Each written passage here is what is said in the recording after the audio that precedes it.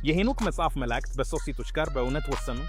ዘነሲ 6 እና 2 የሚሉት የእግዚአብሔር ልጆች ናቸው። እኔ የምናገረው መላእክት በሰማያዊ አካላቸው ወደ ታች መውረዳቸውና ከሰው ሴቶች ጋር መተኛታቸው ነው። የእግዚአብሔር ልጆች ከአዳም ከሴትና ከኤኖስ ትውልድ የተወለዱ ልጆች ነበሩ።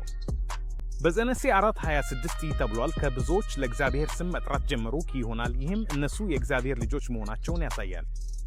አሁን ቀጣይ ጥያቄ፣ የሰው ሴቶች ማን ናቸው?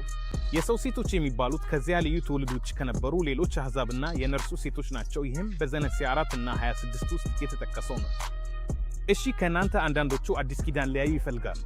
አንደኛ ቆሮንቶስ 15 ውስጥ በግልጽ ሁኔታ የተለያዩ አካላት እንዳሉ ይገልጻል። እንደ መላእክት፣ እንደ ጌታ ያሉ፣ እንደ አብ ያሉ ሰማያዊ አካላት አሉ። እኛ ያለን እንደዚህ በምድር የታሰሩ የተበከሉ አካላትም አሉ። እና ወደ 53ኛው አይነት በታች ሲወርዱ ይህ የተበከለ አካል የማይችል ነው የማይበረከት አካልን ለመልበስ ተብሏል።